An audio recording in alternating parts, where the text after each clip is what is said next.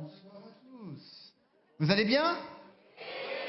J'avais peur que vous ayez froid ce soir dans les montagnes, mais je crois qu'on est bien réchauffé là, ça va, hein? Alors on s'est réchauffé physiquement et je crois qu'on va aussi se réchauffer maintenant le cœur. Je vais vous proposer une veillée qui va nous permettre de nous ouvrir au beau message du lot. Et ainsi vous verrez au fur et à mesure des séjours, tout ce qu'on va pouvoir voir ensemble, ça va pouvoir germer dans vos cœurs. Et puis ensuite, on accueillera Marie quand même. On accueillera Marie et on priera ensemble notre premier chapelet du festival. Voilà, pour vraiment lui confier entièrement tout ce que nous allons vivre au cours de ces journées. Alors j'aimerais souhaiter la bienvenue à ceux parmi vous qui sont arrivés après la messe d'ouverture. Espérons que vous avez fait un bon voyage. Et puis à ceux parmi nous qui nous rejoignent depuis les ondes de Radio Espérance. On est vraiment en pleine communion avec nos frères et sœurs. J'espère que chez vous aussi, vous avez bien chanté et dansé avec nous et que vous avez le cœur chaud pour pouvoir vous ouvrir à ce sanctuaire où vous êtes présents à distance, mais pourtant réellement avec nous. Nous sommes à Notre-Dame-du-Lot, c'est le sanctuaire des plus longues apparitions du monde, 54 années, l'un des 16 lieux d'apparition officiellement reconnus par l'Église dans le monde, un lieu qui est fait pour déposer. J'aimerais particulièrement dire à celles et ceux parmi nous qui portent des fardeaux que vous êtes ici pour les déposer. Tous les fardeaux des difficultés de la vie, tous les fardeaux des culpabilités du passé, tout ce qui est vraiment trop lourd pour vous, laissez Marie vous en charger. Un jour, il y a Marie qui apparaît à Benoît et qui lui dit « Benoît, reposez-vous, je m'occupe de votre troupeau ». Je vous invite à entendre cela comme première parole à Notre-Dame-du-Lot. Tout le troupeau de ce que vous pouvez avoir sur les épaules, dans la tête, tout cela, croyez que Marie vous dit « Reposez-vous, je m'occupe de votre troupeau ». Je vais donc vous proposer quelques pistes pour entrer dans le lot. En fait, plus que des pistes, ce sont des appels. Des appels à vous laisser toucher par la grâce de ce lieu. 4 appels que je vous invite à accueillir. Peut-être que certains vous marqueront plus que d'autres. Et je vous invite à les entendre tous les 4. Et vous verrez bien comment, au cours de ces jours, ils vont pouvoir vous rejoindre, s'approfondir en vous. Le premier appel, on le tient des premiers événements du lot. Nous sommes au début du mois de mai 1664, non pas ici, mais à 6 km, au-dessus du village natal de Benoît, où elle a commencé un travail de bergère. Et voilà qu'au début du mois de mai, dans un endroit tout tranquille, tout silencieux, on entend juste le bruit d'un torrent. Je ne fais pas très bien le torrent, mais... Et voilà que dans ce calme, Benoît prit son chapelet. Et tout à coup, une belle dame lui apparaît. Elle sourit à Benoît. Elle porte à la main un enfant d'une beauté extraordinaire. La belle dame sourit à Benoît et elle se retire. Le lendemain, cette belle dame revient. Elle revient auprès de Benoît. Elle lui sourit et elle se retire. 3e jour, la belle dame apparaît. Elle sourit à Benoît et devinez quoi? Elle se retire. 4e jour pareil, 5e jour pareil, 1 semaine, 2 semaines, 3 semaines, 1 mois, 2 mois. Pendant 2 mois, cette belle dame apparaît presque tous les jours pour sourire à Benoît et elle se retire. Elle ne vient pas pour donner des leçons, elle ne vient même pas d'abord pour donner des conseils, elle vient pour sourire à Benoît. Elle sourit à Benoît les jours où Benoît est en forme et les jours où elle est moins en forme. Les jours où elle a bien agi et les jours où elle a moins bien agi. Quoi qu'il en soit, cette belle dame lui sourit de manière inconditionnelle. Et vous voyez, ces 2 premiers mois de sourire vont faire comprendre à Benoît que cette belle dame ne vient pas d'abord délivrer un message dont il faudrait prendre des notes pour les appliquer aujourd'hui dans notre vie. Elle vient d'abord pour offrir son sourire inconditionnel. Elle vient ce soir vous offrir son sourire inconditionnel sur ce que vous êtes, ici, maintenant. Pas sur ce que vous voudriez être, mais sur ce que vous êtes. Marie vient vous sourire pour vous apporter le sourire du ciel. Marie n'est pas Dieu, mais elle est pure transparence à Dieu, et à travers son sourire, Benoît comprend que c'est le ciel qui lui sourit de manière inconditionnelle. Voilà comment se vivent les premières apparitions.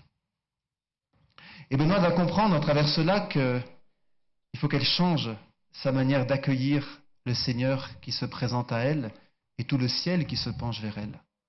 qu'elle abandonne toutes ses idées d'un ciel menaçant pour qu'elle accueille un ciel souriant.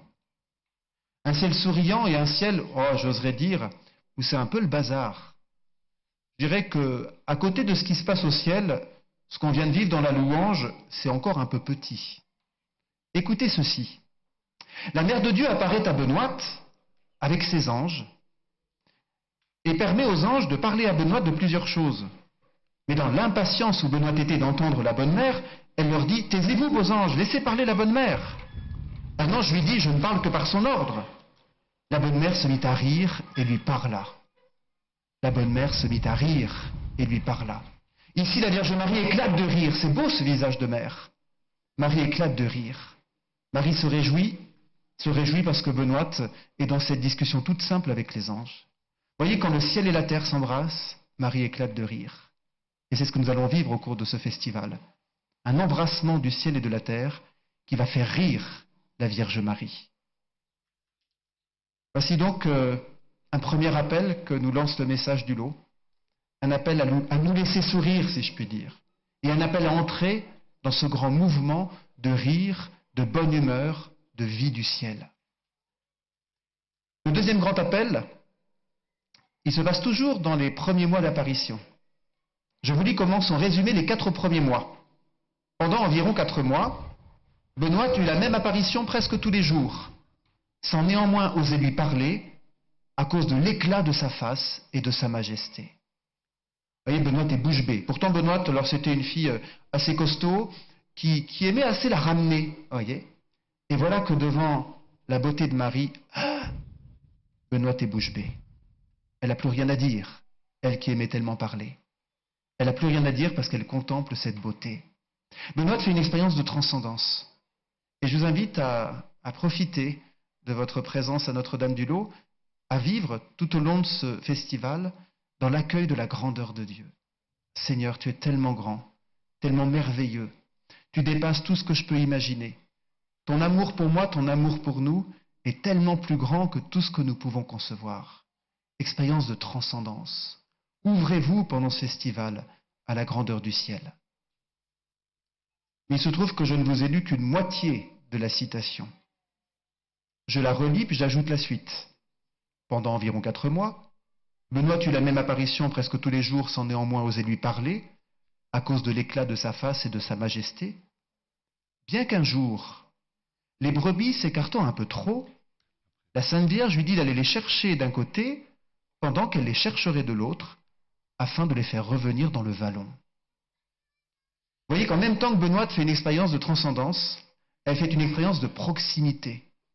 Cette dame si grande, si belle, reflet de la beauté du ciel, et en même temps tellement proche, tellement soucieuse des préoccupations de Benoît. Alors, si le troupeau s'écarte, allez, Benoît, allez d'un côté, moi je vais de l'autre, on va prendre le troupeau en tenaille et on va le rassembler. La proximité. C'est aussi ce que je vous invite à goûter au cours de ce festival. Concilier la grandeur de Dieu et sa proximité. Concilier l'émerveillement devant ce Seigneur qui nous dépasse infiniment et sa proximité au plus intime, notre plus grand ami.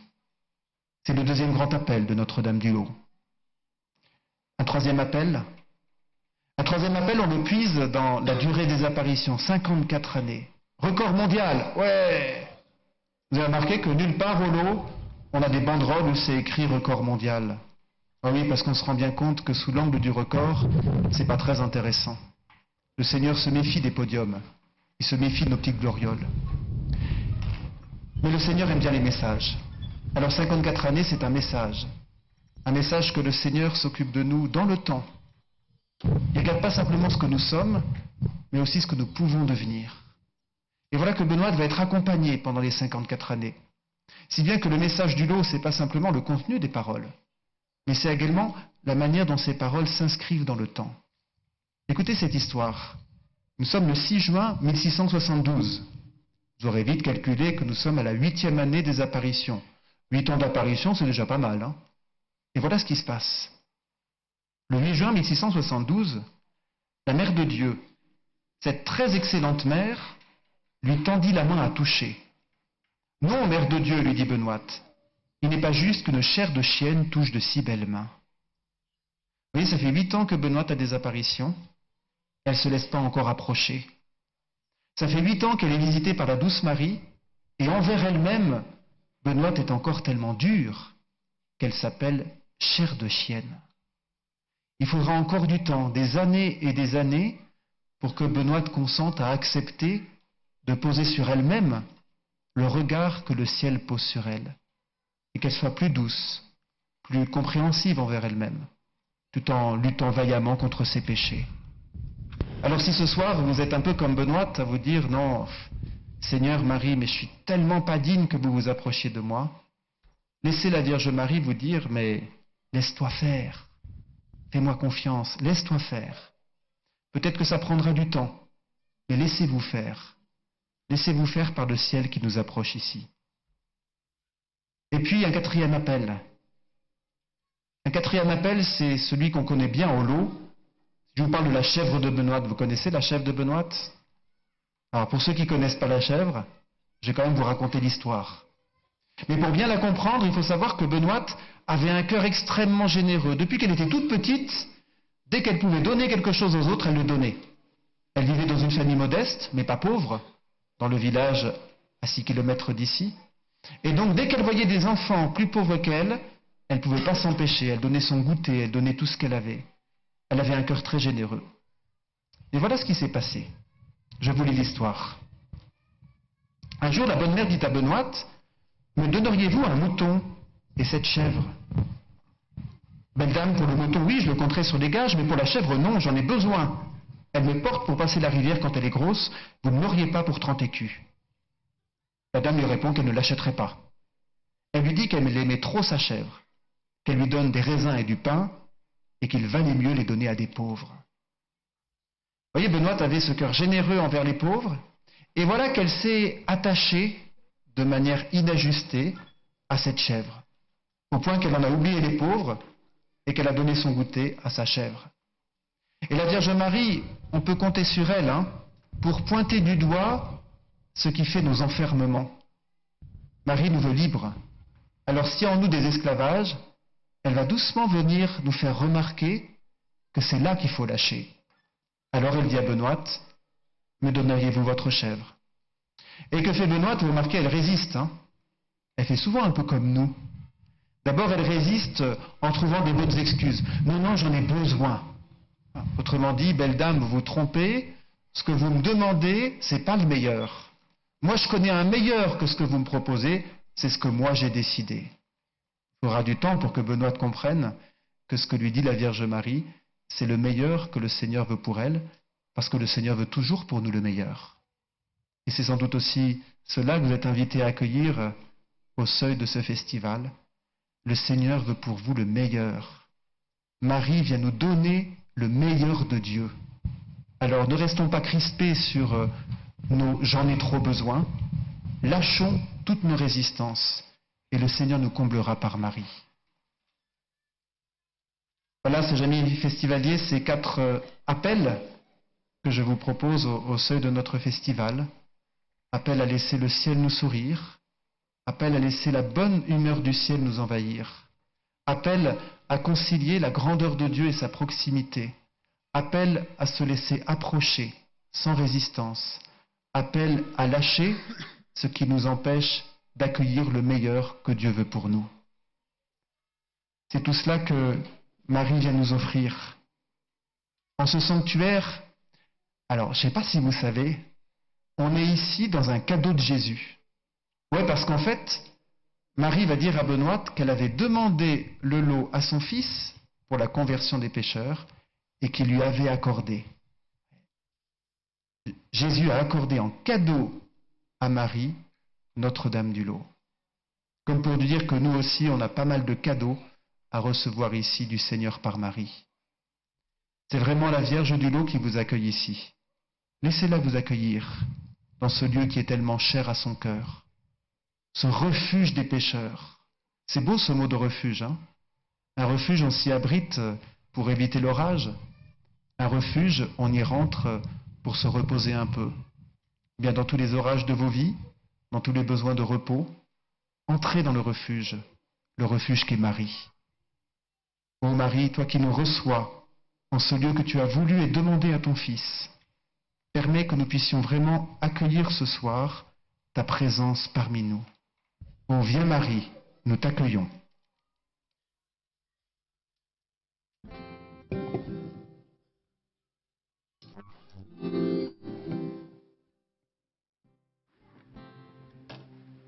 Une statue de Marie est amenée par 3 jeunes hommes en procession jusqu'au chœur.